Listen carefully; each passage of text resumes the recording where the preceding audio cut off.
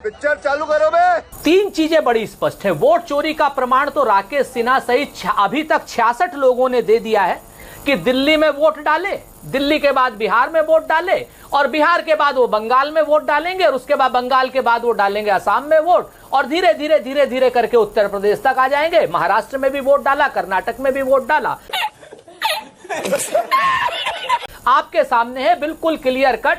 नियम ना होने की वजह से वोट चोरी नहीं, वोट डकैती वो लोग करते हैं। अब तो पहले तो इनके छोटे छोटे कार्यकर्ता करते थे, अब तो राकेश सिन्हा जैसे बड़े बड़े लोग कर रहे हैं। यहां पर सतीश जी भी बैठे हुए हैं, आप भी हैं, दिल्ली यूनिवर्सिटी के प्रोफेसर हैं राकेश सिन्हा जी। क्या कोई प्रोफेसर अपनी प्रोफेसरी छोड़ करके अपने गांव में रह सकता है क्या? सोचने की बात है। आप दिल्ली का मेरे ख्याल से जो अध्यापकों का एक नियमावली होगी वो भी इसके विरुद्ध है। और राकेश सिन्हा सहित मंडल अध्यक्ष हैं भारतीय जनता पार्टी के, तमाम ऐसे 66 लोग हमने अभी तक आइडेंटिफाई किए हैं जिन लोगों ने सोशल मीडिया पर अपने फोटो डाले। अब भारतीय जनता पार्टी ने लोग बता रहे हैं कि एक एडवाइजरी जारी की है, डांट लगाई है कि भैया वोट चोरी का प्रमाण पत्र राहुल गांधी जी को सीधे सीधे काहे दे रहे हो तुम लोग, फोटो काहे खिंचा रहे हो, आज के बाद फोटो बंद। अब जब बंगाल जाओगे कोई फोटो नहीं खिंचाएगा। अब राकेश सिन्हा जी भी बंगाल जाएंगे तो चुपचाप कंबल ओढ़ करके फोटो नहीं खिंचाएंगे, कंबल ओढ़ करके वहां पर वोट डालेंगे ये लोग। तो ये राहुल गांधी जी का वोट चोरी का जो आरोप है, जिस तरीके से ब्राजीलियन घुसपैठिए आ गए यहां पर 22 जगह पर वोट दे दिए, जिस तरीके से डालचंद नाम का जो उत्तर प्रदेश का सरपंच है, कम से कम उसके लिए तो आप कहेंगे ना कि डालचंद जो सरपंच है उत्तर प्रदेश का, पश्चिमी उत्तर प्रदेश का, वो हरियाणा में वोट डाल रहा है, वो बाप बेटा दोनों आपके सामने। तो वोट चोरी का आरोप में चुनाव आयोग को और भारतीय जनता पार्टी को प्रमाण सहित जवाब देने होंगे। वोट चोरी तो स्पष्ट है और आज कल भी इन लोगों ने जो जिस तरीके से मैं अब आरोप लगाता हूं चुनाव आयोग के ऊपर और बिहार प्रशासन के ऊपर कि हार की बौखलाहट से या हार के डर से इन्होंने वोटिंग परसेंटेज को स्लो करने का काम किया है। और वोटिंग परसेंटेज अगर ये अब निर्बाध रूप से वोट चले होते, विजय सिन्हा जैसे लोगों ने थेथराई नहीं की होती और सीतामढ़ी में या गंगा के किनारे पे जिस तरीके से वोटों को रोका नहीं गया होता, तो बिहार के चुनाव में निश्चित तौर पर 75% से ऊपर का वोटिंग टर्नआउट गया होता। 75% से ऊपर का। और अब ये बिहार का चुनाव हम लोग इसकी बात करेंगे कि साहब किसके पक्ष में। जी सुरेंद्र भाई बोलिए सर। आप मुझे जो चोरी होती है वो तो चोरी छिपे होती है। नहीं हमने आप बोलिएगा। हाँ मैं तो कह रहा हूं जो चोरी होती है वो तो चोरी छिपे होती है। वोट चोरी करने वाला कोई शख्स अपनी फोटो खींच के सोशल मीडिया पे थोड़े डालेगा। कैसी बात करते हैं आप? हाँ, असल बात जब आदमी बेशरम हो जाता है ना, जब आदमी को पता चल जाता है कि शासन उसका, सत्ता उसकी, मीडिया उसका, सारा सिस्टम उसका, सारा इकोसिस्टम उसका, तो वो निर्लज्जता पे उतर आता है और वो वोट चोरी नहीं वोट डकैती पर उतर आता है मानक भाई। और ये लोग अब वोट चोर नहीं रह गए हैं क्योंकि इन्हें पता है कि इनके ऊपर चेक एंड बैलेंस किसी का नहीं है। और जो हमारा, जिसको कहते हैं ना मेरा कातिल ही मेरा मुंसिफ है, क्या मेरे हक में फैसला देगा? तो आज की डेट में जो हमारा कातिल है वही जज है।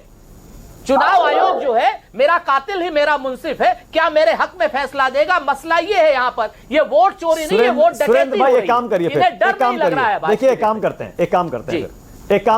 देखिए आप इस समय राष्ट्र की बात पर न्यूज़ 24 पर हैं, करोड़ों लोग आपको सोशल मीडिया पर, टीवी पर, सब जगह देख रहे हैं।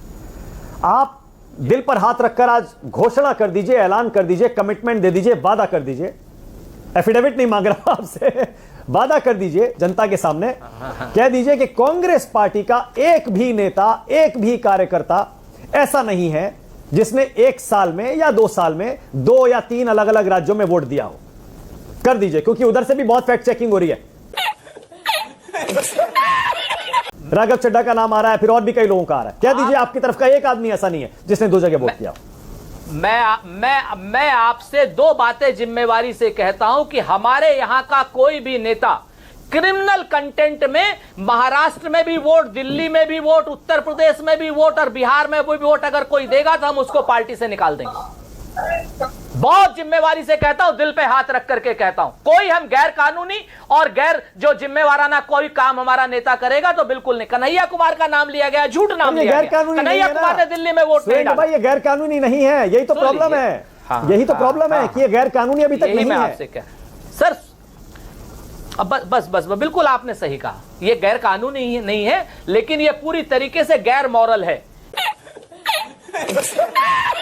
ये नैतिक रूप से गलत है, और नैतिक रूप से गलत अगर आपकी कहीं ईमानदारी से नौकरी बदल रही है तो ठीक है, लेकिन नौकरी आपकी उसी समय उत्तर प्रदेश से जाकर के बंबई में लग जा रही है। जब उत्तर प्रदेश में चुनाव, उत्तर प्रदेश में नौकरी, जब बंबई में चुनाव, बंबई में नौकरी, और जब कर्नाटक में चुनाव, तब कर्नाटक में नौकरी। राकेश सिन्हा दिल्ली में रहेंगे तो दिल्ली में छात्र राजनीति, मतलब प्रोफेसर वाली राजनीति भी करेंगे और वहां के वोटर भी बनेंगे, और राकेश सिन्हा बिहार में आएंगे तो बेगूसराय की राजनीति करेंगे। क्या कल राकेश सिन्हा बंगाल में भी राजनीति करेंगे?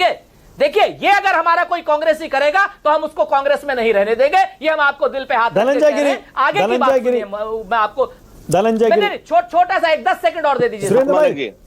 मानक जी बताइए। अच्छा बोलिए 10 सेकंड सुरेंद्र भाई बोल लीजिए, 20 सेकंड और बोल लीजिए, उसके बाद धनंजय। तो मैं आपको जी हाँ, बहुत शुक्रिया आपका धनंजय भाई, आप उसके बाद बोलिएगा निर्बाध रूप से, कोई दिक्कत नहीं। तो मैं आपको जो कह रहा हूं कि जिस तरीके से ये चुनाव हुआ है ना, कल वोटर टर्नआउट हुआ, डिस्पाइट द फैक्ट कि चुनाव आयोग और शासन प्रशासन ने धीमा चुनाव कराने की कोशिश की। बिहार के मतदाताओं को प्रणाम है कि उन्होंने उस जंगल राज के खिलाफ, अनंत राज के खिलाफ पोल किया है, और उन्होंने इस भ्रष्टाचार राज के खिलाफ पोल किया है, जहां पे 9 करोड़ लीटर नीतीश जी के चूहे शराब पी जाते हैं,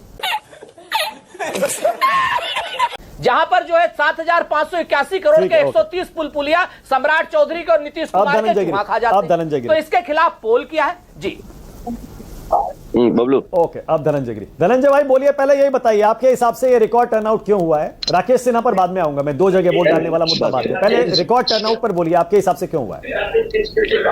मानक जी खुद से चल के नहीं, ये तर्ज सुखन पाया है, पांव बुजुर्गों के दबाए हैं तब ये फन आया है।